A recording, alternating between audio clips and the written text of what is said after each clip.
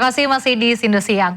Pemirsa, usai upacara pengibaran bendera merah putih, rangkaian demo udara kembali dilanjutkan yang melibatkan 81 pesawat dari TNI dan Polri. Sejumlah pesawat tempur TNI Angkatan Udara melakukan manuver dengan membentuk formasi angka 81. Nah, ini helikopter Nusantara Flight kembali melintas membawa giant flag bendera merah putih dan juga membawa bendera logo HUT ke-81 RI yang melambangkan semangat kemerdekaan dan kebersamaan seluruh komponen bangsa. Nusantara Flight ini terdiri dari helikopter Caracal, Super Puma, dan Dolphin milik TNI AU. Lalu ada AK-64 Apache milik TNI Angkatan Darat, AS-565 Panther milik TNI Angkatan Laut, serta helikopter AW-169 dari Polri. Lalu dilanjutkan Garuda Flight melakukan manuver dengan membentuk formasi angka 81. Dan ada dua pesawat angkut A400M melintas di kawal pesawat tempur Rafale yang merupakan alutsista TNI Angkatan Udara.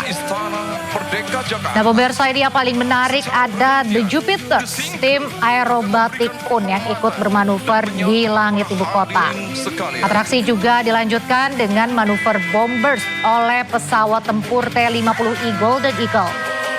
Pesawat-pesawat ini membentuk formasi sebelum akhirnya berpisah di depan istana.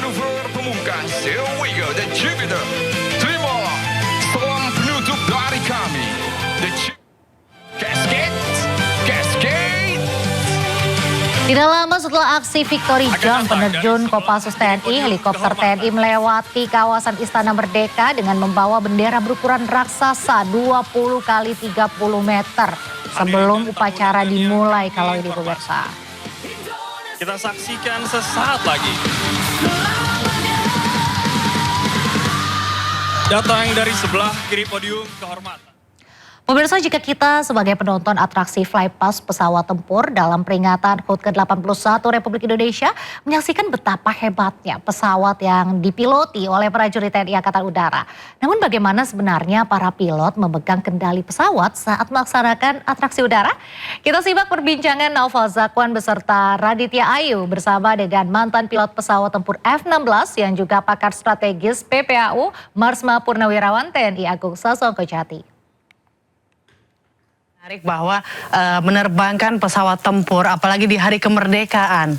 Di flypast di hari kemerdekaan ini sebenarnya apa sih persiapan teknis dan juga mental yang harus dijaga oleh para penerbang ini sendiri, Pak? Sebetulnya terbangnya ini kan tidak terbang kita latihan, kita biasanya latihan terbang formasi, terbang menyerang, membuat simulasi serangan, kita terbang turun rendah sampai ketinggian hanya 100 meter permukaan tanah, di atas pohon-pohon, untuk apa? Menghindari radar. Tapi sekarang kita harus terbang di dalam kota Jakarta dengan kecepatan tertentu, kemudian dengan formasi yang baik, bagus ditonton orang, waktu tepat.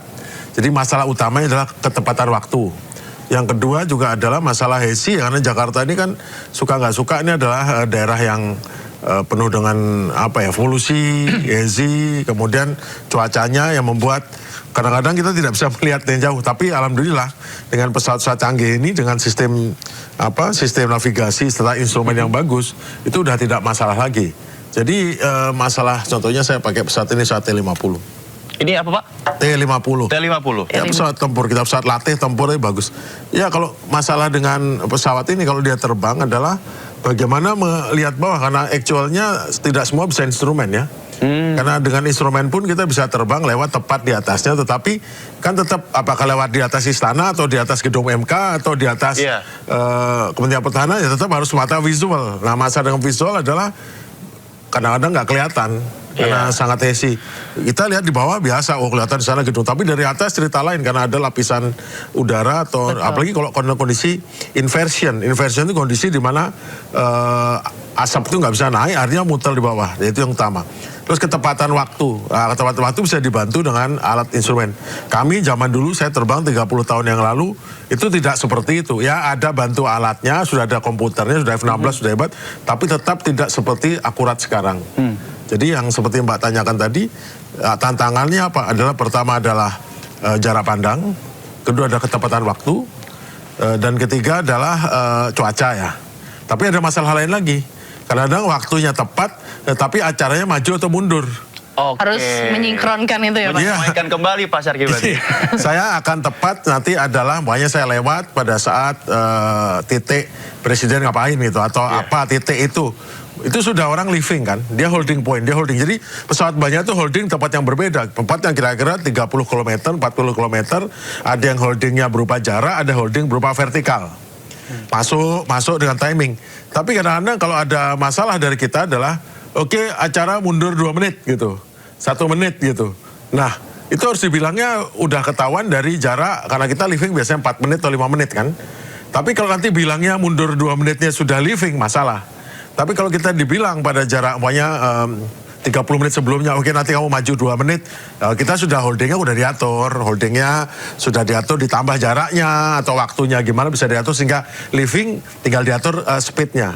Nah, ngatur speed itu nggak bisa sembarangan, karena kita kan formasi besar ya. Iya. Formasi besar yang ditambah power, kurang power itu bisa mengganggu, karena kita kan maintain posisi atau posisinya ini. Kalau dia nambah ini orang ketinggalan. Padahal yang di sisi sana semua ngikut di depannya. Lah kalau yang ini tidak bagus leadernya, maka wingman yang kedua akan elemen leadernya bermasalah. Ini bermasalah dari bawah itu kelihatan kayak mengombak gitu atau kacau balau kan. Nah itu yang masalah besar. Iya. Tapi yang masalah utama yang ngatur waktu ya.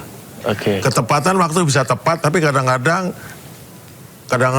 dipercepat. Nah itu lebih masalah lagi. Kalau tadi diperlambat masalah, tapi kan tinggal kita muter gimana. Kalau dipercepat masalah gimana? Berarti harus tambah power. Nah tambah power kan di masalah, karena tidak semua pesawat sama. Umpamanya satu formasi ada pesawat T-50, ada F-16, ada Sukhoi itu kan masing-masing punya performa yang berbeda. Tapi rata-rata kalau pesawat tempur nggak terlalu masalah lah.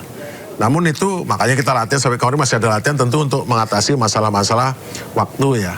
Jadi di bawah juga harus tertib, itu nggak bisa sembarangan seenaknya atau ini menambah waktu pidato atau mengurangi waktu ini.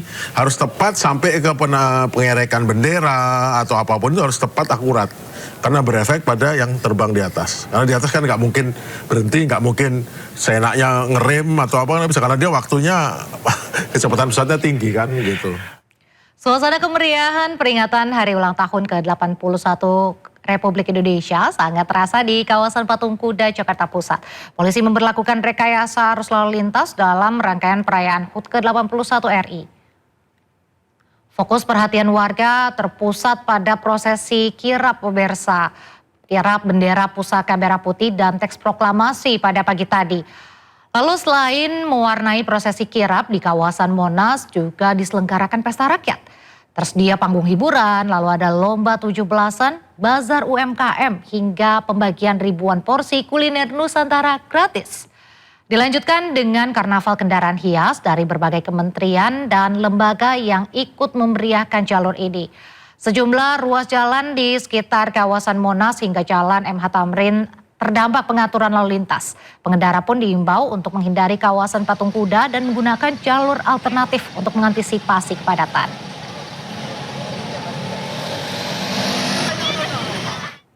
Dan untuk mengetahui suasana terkini di kawasan Patung Kuda Jakarta Pusat, kami telah terhubung dengan rekan Juan Guardiola. Selamat siang Juan, bagaimana suasana terkini di kawasan Patung Kuda tempat Anda berada?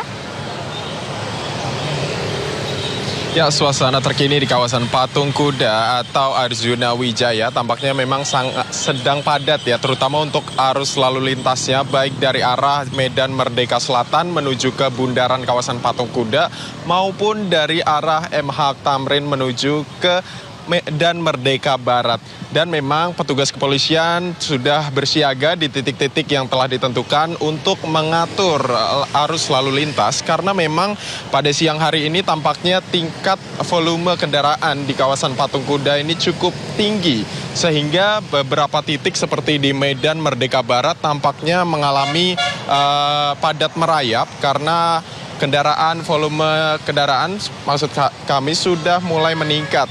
Setelah tadi kami bersama-sama menyaksikan upacara peringatan detik-detik proklamasi kemerdekaan Republik Indonesia di kawasan Monas. Dan sementara itu terkait dengan suasana masyarakatnya sendiri, tampaknya memang antusiasme warga yang menonton langsung, maksud kami menonton dari layar LED yang telah disediakan di kawasan Monas. Tampaknya ada banyak sekali warga yang menyaksikan upacara peringatan proklamasi kemerdekaan Republik Indonesia.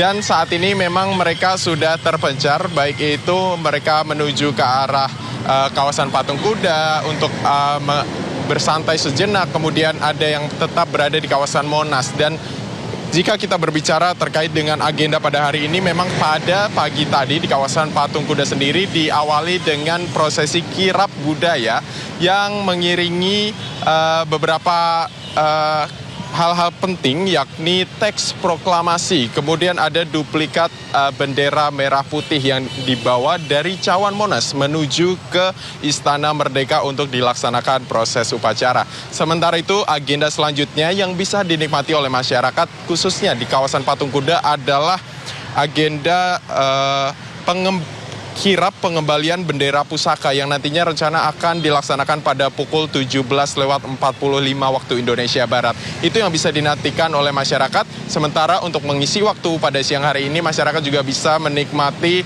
pesta rakyat yang ada di kawasan Monas karena di situ ada banyak sekali kegiatan yang bisa dilaksanakan. Sementara demikian, kembali ke studio. Baik, terima kasih Juan Guardiola melaporkan langsung dari kawasan Patung Kuda, Jakarta Pusat. Selamat bertugas kembali, kami tunggu perkembangan informasi selanjutnya. Presiden Prabowo Subianto melakukan ziarah dan memimpin renungan suci di Taman Makam Pahlawan Kalibata, Jakarta. Renungan suci dan ziarah ini mengawali peringatan HUT ke-81 Republik Indonesia.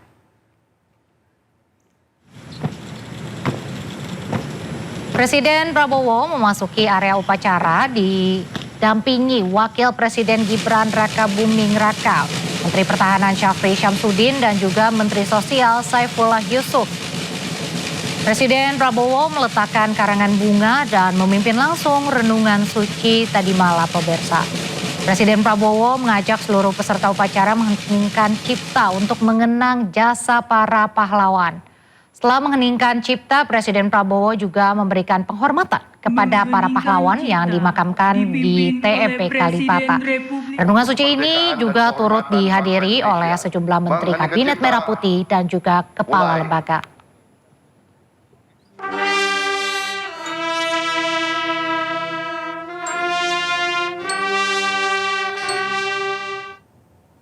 Selain Paskibraka, tahun ini Presiden Prabowo juga mengundang siswa-siswi sekolah rakyat berprestasi ke gedung MPR DPR. Mereka hadir saat pembacaan pidato kenegaraan pada 14 Agustus 2026 lalu.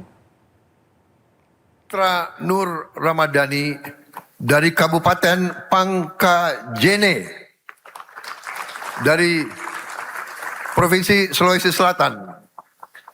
Ketika kelas 4 sekolah dasar, Citra hampir putus sekolah karena harus membantu ibunya berjualan kacang. Ayahnya telah wafat dan ibunya penyandang disabilitas. Sekolah rakyat memberi Citra kesempatan untuk belajar tanpa meninggalkan keluarganya menghadapi perjuangan sendiri. Citra Nur Ramadhani adalah salah satu siswa sekolah rakyat yang menjadi tamu istimewa Presiden Prabowo Subianto. Meski hidup dalam keterbatasan, Citra tak pernah menyerah. Citra terus mengejar cita-citanya menjadi atlet karate. Perjuangan selalu memberikan hasil. Citra membawa pulang juara kedua dalam kejuaraan karate di kota Makassar. Perjalanan hidup Citra penuh dengan jejak perjuangan. Citra yang baru berusia 10 tahun harus kehilangan ayahnya sejak kecil dan hidup bersama ibunya. Kondisi ibunya sebagai penyandang disabilitas membuat Citra sempat menjadi korban bullying. Citra pun sempat menjual kacang untuk membantu kondisi ekonomi keluarganya. Sebelum akhirnya mendapatkan kesempatan untuk bersekolah di sekolah rakyat. Dari sekolah yang diperuntukkan bagi anak-anak untuk keluarga sederhana ini, Citra bisa mengejar cita-citanya untuk hidup yang lebih baik di bumi pertiwi.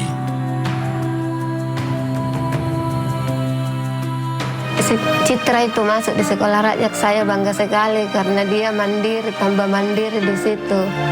Ya, Citra harus lebih sukses, tidak kayak mama. Halo Pak Presiden, terima kasih telah membuat sekolah rakyat sehingga Citra bisa bersekolah lagi di sekolah rakyat hingga tidak ada yang membuli saya di sini. Saya senang banget karena bisa bersekolah di sekolah rakyat.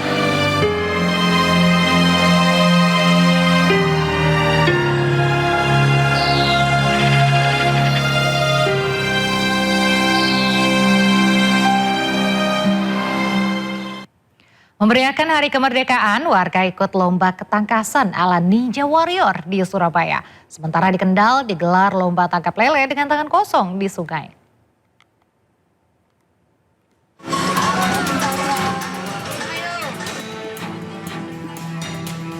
Bergelantungan di tali flying fox hingga berjalan di atas tongkat bambu di sungai, warga Surabaya antusias ikut lomba Agustusan yang berbeda dari biasanya. Peserta juga harus lewati ban bekas yang mengapung, gelantungan di pelepah pisang, hingga kayu sepeda di jembatan papan. Dalam lomba acara Ninja Warrior yang terkenal ini, peserta dituntut kecepatan dan keseimbangan tubuh mereka. Jika gagal, mereka harus basah kuyup karena tercebur ke sungai. Yang lebih menarik, peserta harus memakai kostum unik untuk lewati 5 rintangan berhadiah Rp300.000. Ini kostum hantu gali, bukan hantu rimba. Persiapannya berapa lama? Oh, persiapannya 3 hari. 3 hari buat ini ya? Iya, 3 hari. Dari bahan apa aja nih? Ini dari bahan pertama apa ini? Kayu. Dan banyak dari hulu sama suplek. Terus ini tali rafia.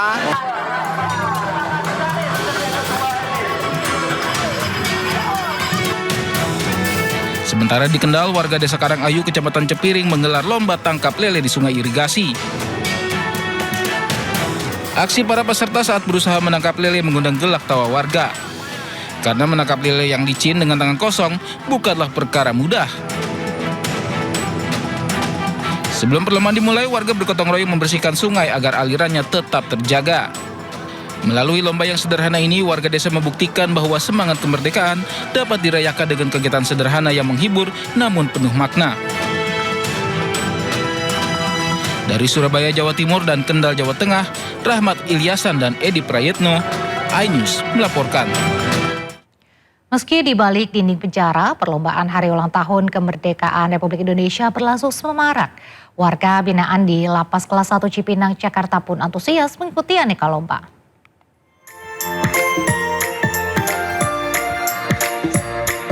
Sorak-sorai dan tawariang warga binaan mewarnai Pekan Olahraga dan Seni di Lembaga Pemasyarakatan Kelas 1 Cipinang, Jakarta.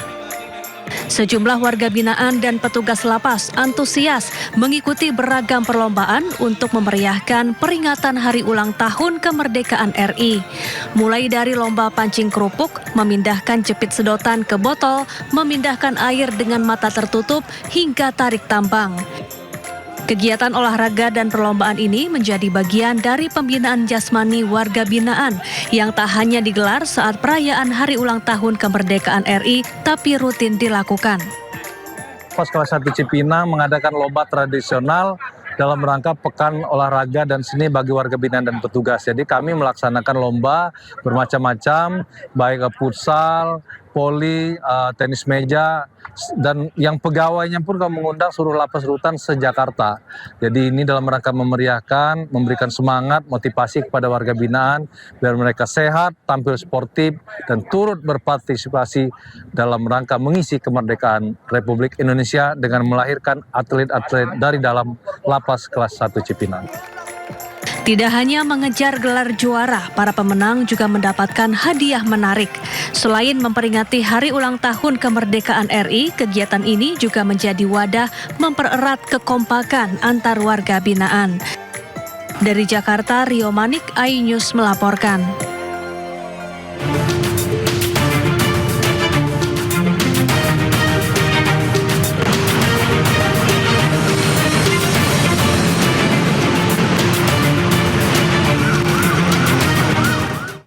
Pemirsa, selanjutnya kami ajak Anda mengetahui pantauan lalu lintas hari ini di sejumlah wilayah melalui pantauan CCTV Korlantas Polri.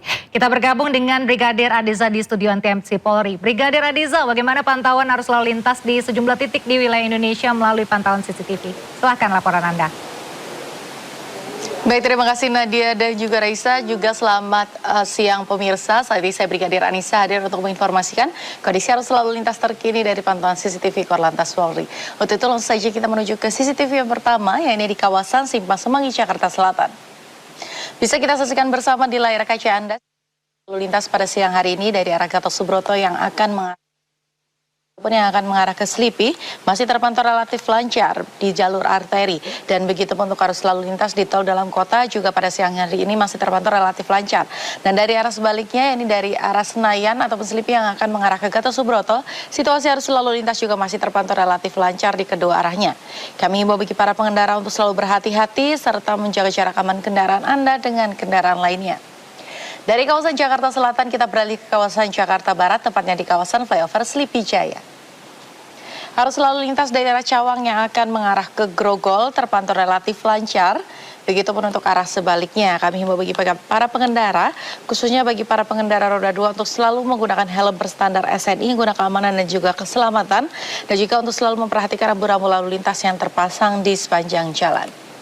Masih di kawasan Jakarta Barat, kita akan beralih ke kawasan flyover Simpang Grogol. Arus lalu lintas dari arah Jalan Raya dan Mogot yang akan mengarah ke Jalan Lejen S. Parman. Situasi lalu lintasnya pada siang hari ini juga masih terpantau relatif lancar. Terlihat dominasi kendaraan roda 4 pada siang hari ini. Kami menghimbau untuk selalu berhati-hati menggunakan sabuk keselamatan dan juga memperhatikan arahan dan himbauan tugas kami yang ada di lapangan. Begitupun untuk arus lalu lintas di tol dalam kota arah Pluit yang akan mengarah ke Tomang. Begitupun untuk arah sebaliknya juga terpantau relatif lancar. Kami himbau untuk selalu berhati-hati dan tidak menggunakan bahu jalan sebagai jalur Anda kecuali dalam keadaan darurat. Dan untuk yang terakhir kita akan beralih ke kawasan Palembang, tepatnya di kawasan Simpang Caritas. Arus lalu lintas dari Jalan Jenderal Sudirman yang akan mengarah ke Jalan Kolonel Atmo terpantau sudah ada peningkatan, namun lalu lintasnya terpantau lancar, ketersendatan menjelang traffic light. Terlihat dominasi kendaraan roda 2 pada siang hari ini. Kami menghimbau untuk selalu berhati-hati mengurangi laju kecepatan kendaraan Anda, mengingat di kawasan ini merupakan kawasan pertemuan arus lalu lintas, dan untuk menunggu antrian traffic light tepat di belakang garis stop, serta mengutamakan para pejalan kaki yang akan menyeberang di kawasan ini. Kami selalu menghimbau bagi para pengendara sebelum Anda melakukan perjalanan untuk selalu mengecek, pastikan fisik kendaraan Anda dalam keadaan yang layak dan juga fisik Anda dalam keadaan yang baik. Untuk mengupdate kondisi arus lalu lintas terkini, kami siap melayani Anda di nomor 1500669. Itulah informasi pada siang hari ini dan salam presisi. Silakan kembali ke rekan di studio. Terima kasih Brigadir Adiza atas laporannya. Selamat bertugas kembali. Salam presisi.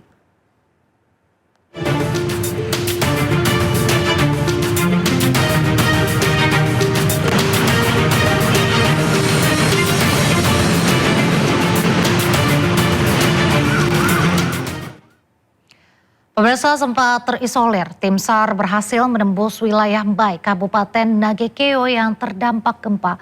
Hal itu berhasil memperluas wilayah yang membutuhkan pertolongan.